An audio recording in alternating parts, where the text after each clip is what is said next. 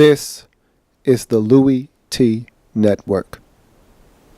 Hey, either you're outside or you're in the lab room. Who else could it be but me, your man, Louie T? Welcome. You are in the lab room. Of course, I am your host, Lou. Thank you for joining me. Week number 11 in the National Football League, Monday Night Football. Dun, dun, dun, dun, dun, dun, dun, dun.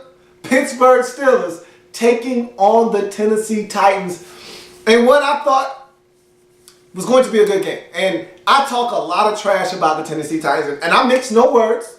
I make no bones about it. I'm not a fan of watching the Tennessee Titans play football. It's boring. It puts me to sleep on a weekly basis. If I can't sleep at night, if I have a case of insomnia, just put in a Tennessee Titans game. They'll put you right to sleep like a glass of warm milk every single time. But when they play the Pittsburgh Steelers, for some reason, they play some good football. I don't know what it is. I know 2 years ago, I believe it was Matthew Hasselbeck that led this team on a comeback to win the game late. Last year, with some fireworks, they were able to beat the Steelers last year. So, matter of fact, week one, they beat the Steelers team, opening game of the season. So, they always play a tough game with the Steelers.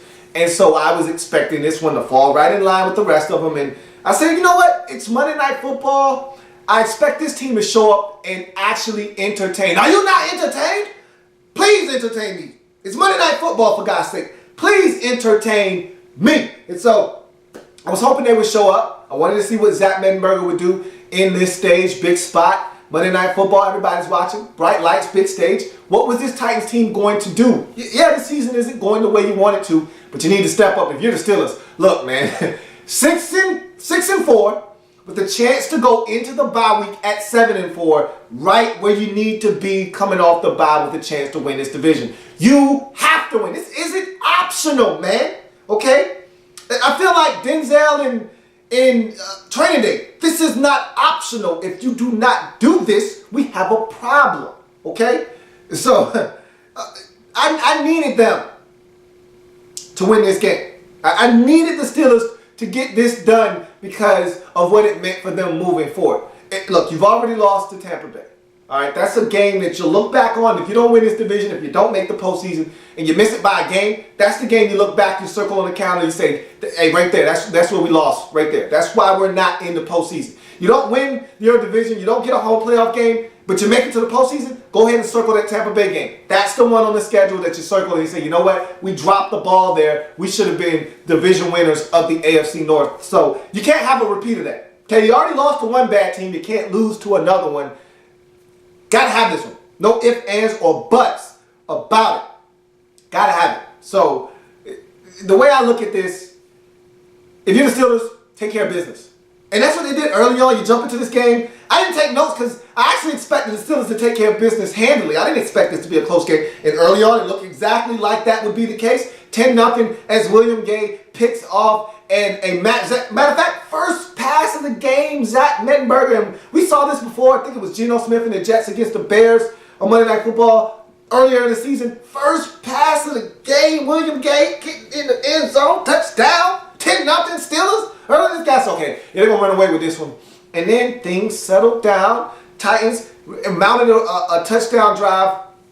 Beautiful drive, by the way. And so, next thing you know, they're right back in this game on the Tennessee Titans. And Bishop Sankey didn't look half bad. He's still a regular back in my mind. I don't see anything special, but hey, he looked a lot better this game than he has in the past couple of games. And the Tennessee Titans continue to do what they did a week ago against Baltimore, which is blitz the quarterback. And it worked to perfection. They put pressure on Ben. They hit him all night. They forced him into some errant throws. He had some receivers open, and he missed a couple of times in this game. And so that pressure, Ben was feeling it. And so that allowed them to stay close after the Steelers jumped out to that 10-0 lead.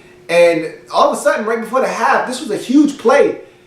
Nate Washington gets loose in the secondary as the corner out there. And, you know, when you have a little bit of success, it's human nature to want to do something else. You want to have more of it. You get a little taste, you want more. And so William Gay, being nosy, man, he bites on a double move.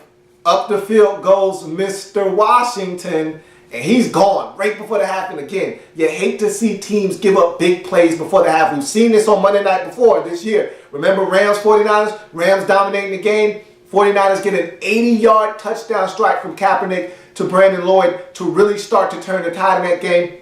Well, this seemed like a similar play. This gave them the lead at 13-17 before the half, and you're thinking, man, that could be the spark this Titan team needs to maybe catapult them to a victory in this game. You come out in the second half, and they go down the field, and they get another touchdown. They're up 11. I've seen this before, and I've said this. I've never forgiven the Titans. And you know, sometimes you just need to forgive. You need to be able to look at a team in the eyes and say, you know what? I forgive you for what you have done to me. And sometimes you got to let those emotional scars go. Let them heal. And they hurt me. Last year, I went out on a limb. I picked the Tennessee Titans over the Indianapolis Colts on my pool sheet, and I was looking to hit it big. That was going to be my upset winner that was going to win me the money. It was going to bring it all home for me, because every week you need to have one of those games nobody's looking at. And that was the game for me last year. On Thursday Night Football, Tennessee at home. Nobody really knew what Jarrell Casey was doing, but I was watching. I knew, and I said, they're going to beat the Indianapolis Colts at home. They jump out to a 17-3 lead, I believe, and they blow it, and they lose at home to the Indianapolis Colts after leading by, I want to say it was 17-3. It had to be at least 2 scores up big in that game early, and they blew it. So when they were up 11 here, I said, I've seen this before. You've done this to me before. I don't trust you. Even though you're up 11, 24-13, I don't trust you because of what you've done to me in the past. And what happens? They allow the Pittsburgh Steelers to run off 14 unanswered points in the fourth quarter. And Antonio Brown was giving these boys work in this game. And he's giving everybody work. I don't feel bad about Tones getting you, but you gotta feel bad when you know it's coming, you see it coming, and you still can't stop it, and that hurts. And Tones was giving you work. So was Le'Veon Bell. That boy put in a monster, a Herculean effort against you, as you just couldn't stop him. Nor, and like John Gruden said, it was the killer bees. It was Ben, it was Brown, it was Bell, and it was all night long as the Pittsburgh Steelers rallied down 11, come back, steal this one from the Titans, 27-24. It was a good game. I was actually thoroughly entertained. Thank you, Tennessee. I appreciate that. But when it's all said and done, you knew your place. Steelers had to, and the Steelers do this every week. They play down to the level of competition. When they play a good team, they raise their level of play. They've got to stop doing this and just beat teams. And stop allowing bad teams to hang around. They did it again, but luckily this time they were able to come away with the W. So they get it done.